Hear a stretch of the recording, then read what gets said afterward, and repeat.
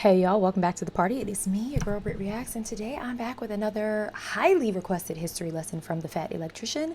This one is World War II's most gangster. Anytime the title says most gangster, just buckle up.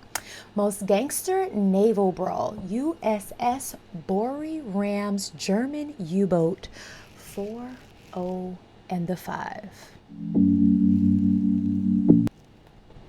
All right, let's do it. This is easily the most Pirates of the Caribbean-esque naval battle of World War II.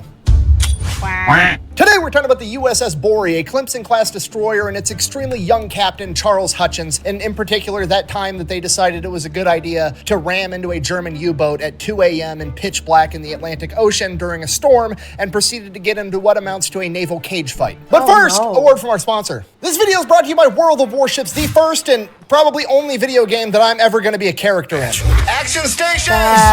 General quarters. Yeah, for Veterans Day, you can unlock a new ship, the DD-214, and you can get me and my friend Matt over from Demolition Ranch, both as commanders for your ships. If you don't know, World of Warships is a free game on PC, PlayStation, and Xbox where you get to command some of the greatest naval vessels of all time, like the USS Texas, the USS Iowa, or the USS Enterprise. Or if you're into losing, you can be some of the world's biggest coral reefs, like the Yamato or the Bismarck. Seriously though, go check it out. I'm gonna have it linked down below. And when you use the code VETS4VETS, you're automatically gonna unlock me and Demo Matt, as well as a Tier 4 battleship and a bunch of in-game money and 14 days of free premium play. So yeah, let me know how bad me and Matt are at voice acting in the comments down below. Let's get back to the video. All right, our story begins with Charles Hutchins. He graduated the U.S. Naval Academy in 1936. From there, he served on the battleship USS Nevada for approximately 2 years before transferring to a destroyer. He served there for a short time, and then he ended up resigning his commission, going back home, getting a wife, having a family, starting a career, and he was just out of the military. Fast forward a couple of years after that, the Japanese attack Pearl Harbor, World War II kicks off, and he ends up rejoining the United States Navy in 1941. Now, to be completely intellectually honest, I was unable to find the actual context of why he decided to join. I'm not sure if he was motivated by Pearl Harbor and rejoined because of that. I'm not sure if he was concerned that he was going to get drafted, so he might as well rejoin on his own terms. I'm not sure whether or not he got voluntold that he had to go back into the United States military. However, for the purposes of storytelling, I'm going to go ahead and assume that it was a veteran getting called back into duty because somebody needed an ass whooping. Curse you for breathing, you slut, you idiot!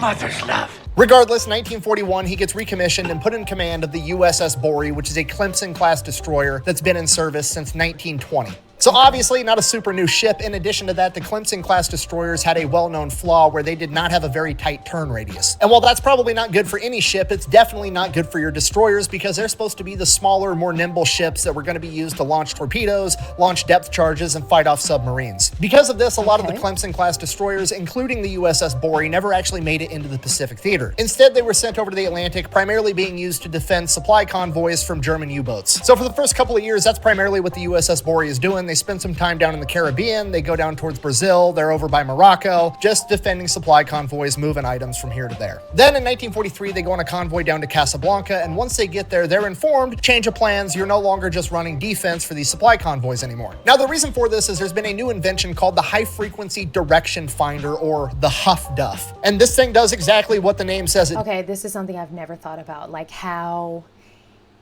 invention was an ongoing thing throughout wars. So even in the middle of war or from one war to the next, there could be a new something or other. I never thought about that. This gentleman, he's a busy guy. He's busy guy. It intercepts radio signals and then tells you what direction they're coming from. Now, that doesn't seem like a big deal, but it's actually a humongous deal because in 1943, at this point in the war, the Germans are still under the impression that the Allied forces have not cracked the Enigma code, which means that they're just blasting high-frequency radio waves all the time because they don't care if those radio waves get intercepted, because until now, you could never tell which direction they were coming from, and if you didn't have the ability to decrypt their message, which they thought we didn't, there was no point to not just blast radio waves whenever you wanted. So now, rather than having a bunch of ships go out and escort supply convoys playing defense, they're going to send out what's known as a hunter-killer group to hunt down the enemy submarines and destroy them. Okay, we're going from self-defense to self-offense. It's going to be way better. So the way this works is you're going to assemble a hunter-killer group called a task force. That's typically going to be an escort carrier, which is just a smaller aircraft carrier, and then 2, 3, 4 destroyers. They go out, they track down an enemy submarine, destroyers drop the depth charges, that brings the submarine to the surface. Am I the only one who feels like I should be taking notes? I'm a little lost on this one, guys. I'm not going to hold you. I'm like, there's so much going on that my eyes are like, ooh. Is it just me? Am I the villain? I fear I should have had a notepad for this class because, wow, it's moving fast. They track down an enemy submarine. Destroyers drop the depth charges. That brings the submarine to the surface. Escort carrier sends up the planes. They destroy the sub. So because of this, the USS Borie is going to go and get refitted with some more equipment. Now, it already has 4 4-inch guns, torpedoes, depth charges, and some 30 caliber machine guns. But in addition to that, it's going to get some better depth charge equipment, and then it's going to get 2 20-millimeter anti-aircraft guns. Okay. You know, in case the Germans decide they want to surface their submarine and try to man their deck gun. Okay, if you're not picking up what I'm putting down, I'm trying to tell you that should that situation arise, that submarine hatch has now functionally been turned into one big game of Whack-A-German, and the mallet is 2 20-millimeter fucking machine guns. I love this game. So they get all that, then they get the Huff Duff installed, and then they get attached to Hunter Killer Group 2114, which is being led by the escort carrier, the USS Card. So they go out. I'm sorry. Group 2114, which is being led by the escort carrier, the... That's a smaller vessel. That thing is ginormous. Look at it. Look at it. Look at it. USS Card. So nothing is scarier than watching a video of those type of ships being like released into the water. Nothing is scarier. Nothing is scarier. Nothing. As a girly who is terrified of like large, massive objects. For example, driving my daughter up into the woods last week to go to camp, and they had those big energy like windmill things. Horror film. No. Like anything massive just freaks me out. Is that a phobia? What's the name of that phobia? Because I have it. Like just the thought of it. I'm like, why is it so large? And how did it get so large? And who put it together to make it so large? A giant? A Goliath? Who put it together?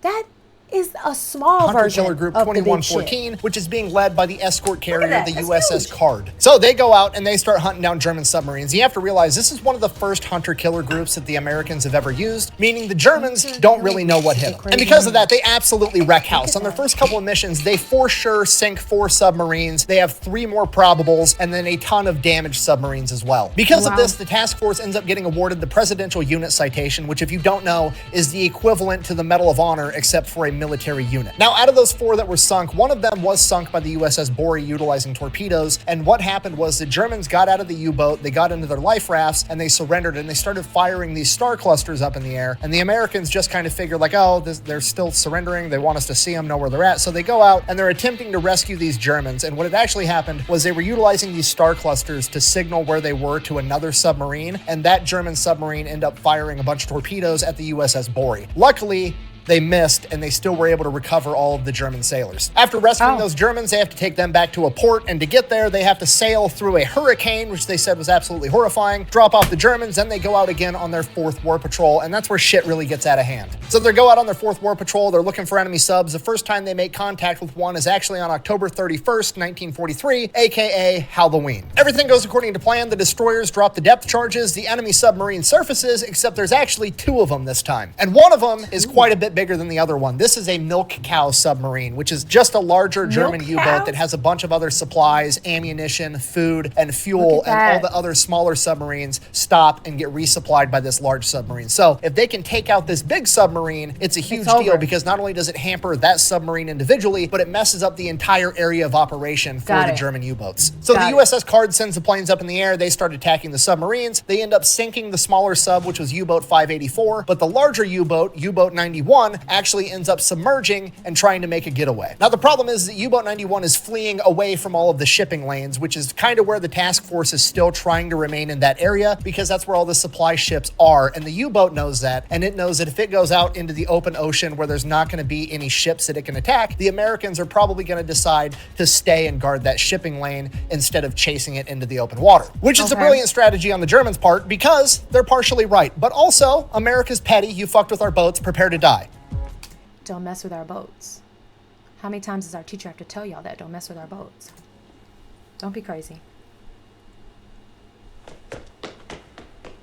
So the commander of the USS Card, Arnold J. Isbell, the man in charge of the entire task force, radios over to the USS Borie and basically says, go get them, we'll guard the shipping lanes. Immediately upon hearing this, Commander Hutchins of the USS Borie gets on the loudspeakers and informs his men, and I quote, "Gentlemen, we've been volunteered to go get that U-boat." And they all start cheering. Okay, the guys are motivated. They've got a presidential unit citation. They've been kicking the Germans' ass the entire time ever since they went on the offensive, and now they're going to go get these guys all by themselves. So the USS Borie breaks out of the formation, goes off chasing this submarine on its own, but the submarine's got a big head start, so it takes them a while to track it back down using the Huff Duff. They think they found it. They drop the depth charges. Sure enough, a submarine surfaces. But this one's smaller, definitely not U-boat 91, but it's still, hey, it's a U-boat, U-boat 256. We're going to go ahead and take it out. The submarine submerges again real quick, so they drop more depth charges, and then they hear a huge explosion underwater, and they just see a ton of oil all over the top of the ocean. They take that as we definitely just sunk that U-boat, so they radio back to the task force, hey, we just took one out, we're going to find U-boat 91 next. We're going to keep looking for it. Worth noting, U-boat 256 wasn't actually sunk. It did manage to limp back to port. It was just critically damaged, but the guys think they've sunk a U-boat, so they're pretty pumped. So they take off, going in that same general direction, trying to pick up something on the Huff Duff that they can track down. After about an hour, they actually get a hit. It's way off in the distance, the max range on the Huff Duff. They head that way. They start chasing it down. The sun goes down. It's nighttime. They're staying up. Doesn't matter. They keep headed towards this signal.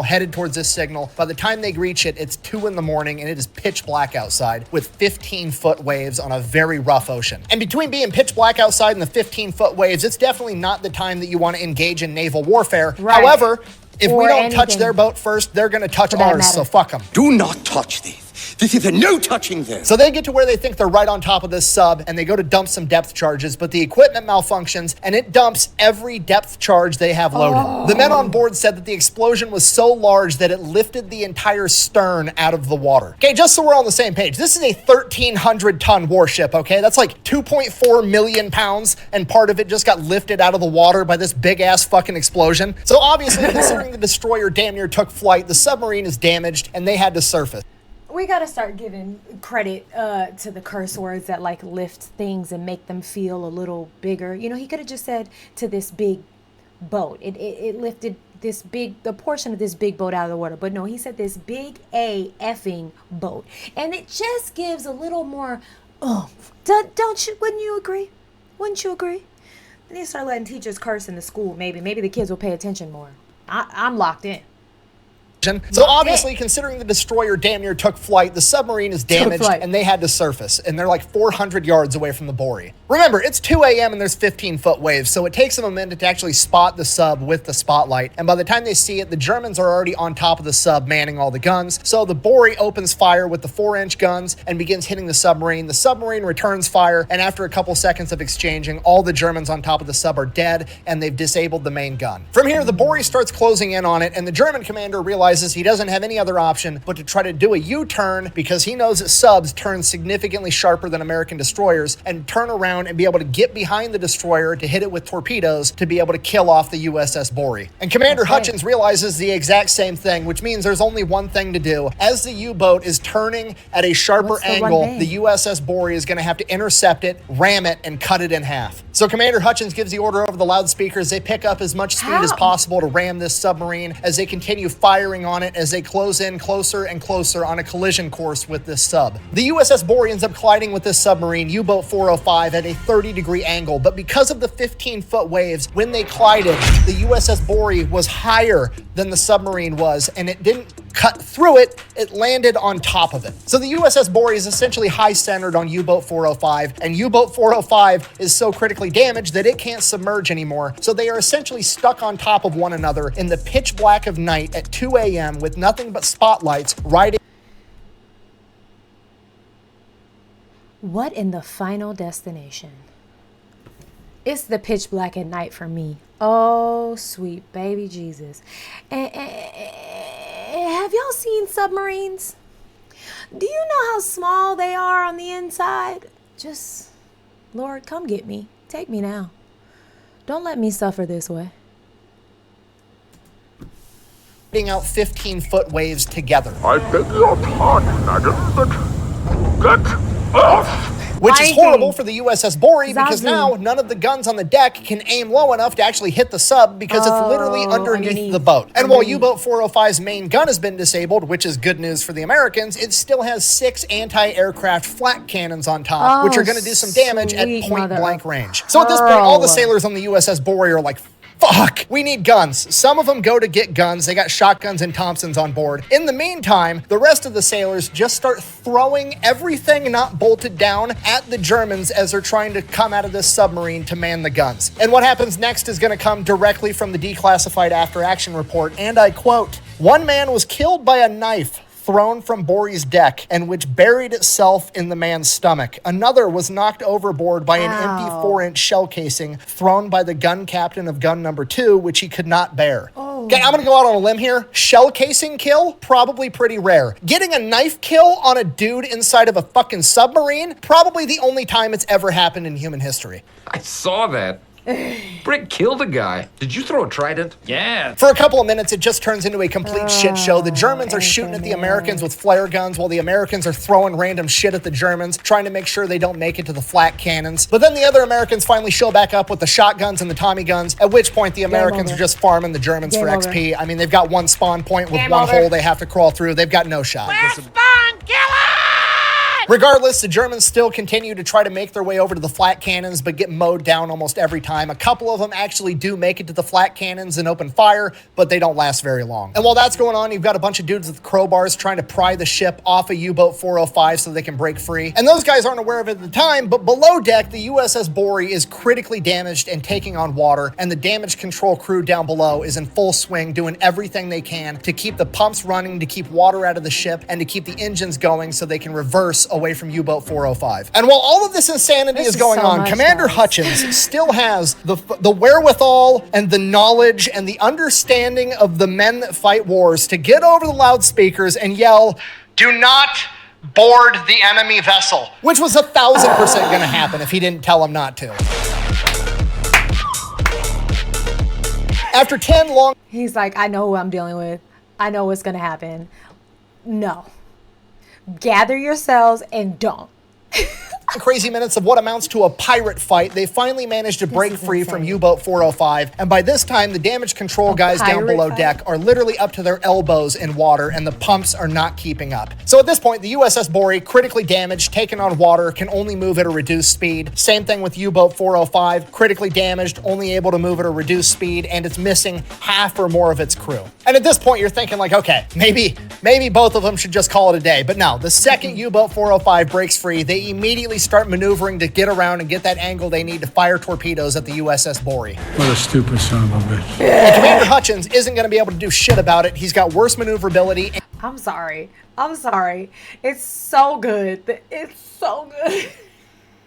Stupid son of a bitch. And Commander Hutchins isn't going to be able to do shit about it. He's got worse maneuverability and he's moving slower than this U-boat. There's literally nothing he can do. So thinking fast, he orders everybody to kill all the lights on top of the ship. And submarines don't have spotlights, so now nobody can see anything. It is just black, right in 15-foot waves. So you... New level of fear unlocked for a submarine because they don't have spotlights. Like, why do we make them? Now, nobody can see anything. It is just black, right in 15-foot waves. So U-Boat 405 does the only thing it can do at this point, and it decides it's going to cut and run. At which point, Commander Hutchins and the USS Borie has the same opportunity. Do I want to call this a day and limp this home, or do I want to try to finish it? We're electing to finish it, okay? This is like two heavyweight fighters in the 5th round, completely gassed, throwing punches at each other that don't actually hurt, but god damn it, we're in a fight. So obviously, U-Boat 405 is sending out radio signals. They need help, they need backup, they need somebody to come save them, and they don't know that the USS Borie has the Huff Duff and can use that to see where they are in the dead of night with no light. So the USS Borie, under the cover of darkness, maneuvers to where they're going to be able to engage the submarine, and they light it up. They hit it with depth charges, they start firing on it with the 4-inch guns, then they hit it with the spotlight, and after a couple minutes, a bunch of the crew comes out waving hands. They're ready to surrender. They're shining the spotlight on them as the 15 surviving crew members get inside some rafts. The rafts start drifting towards the ship as the submarine explodes and sinks to the ocean floor. This may or may not have been due to scuttling charges at the German men's set right before they got out of the ship. But regardless, everybody on the USS Borie is cheering at this point because they haven't lost a single man. As these rafts start getting closer and closer to the USS Borie, the Germans start shooting up star clusters, at which point Commander Hutchins is like, oh shit, I've seen this before. And as soon as he thinks that to himself, one of his men...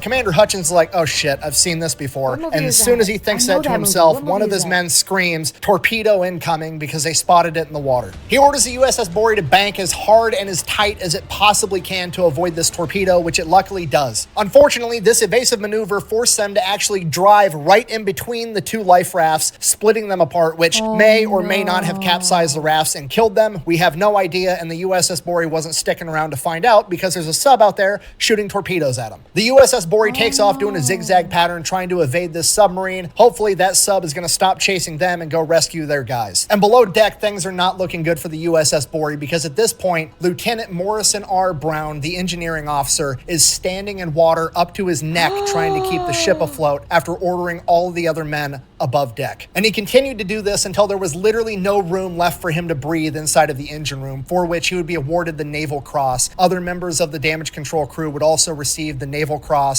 and Silver Stars. At this point, the USS Borie is somehow still... His family receives it? Because if I'm understanding correctly, he drowned.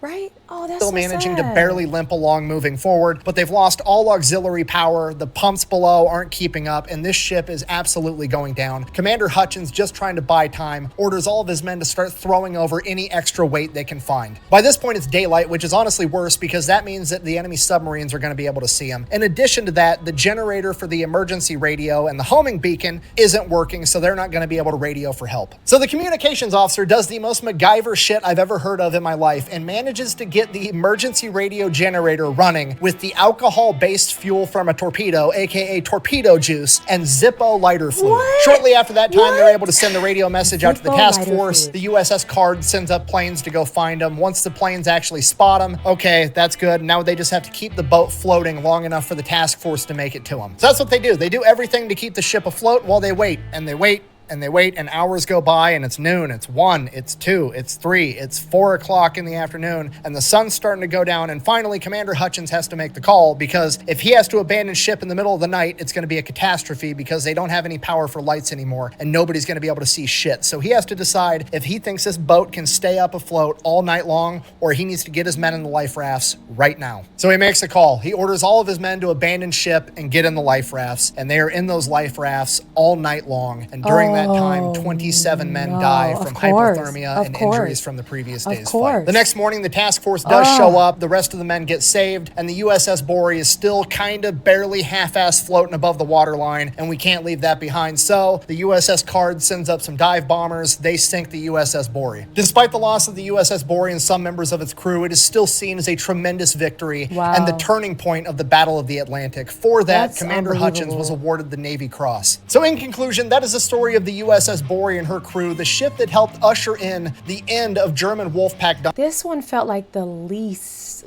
happy ending of the ones I've reacted to. Like, this wasn't as successful as I wanted it to be.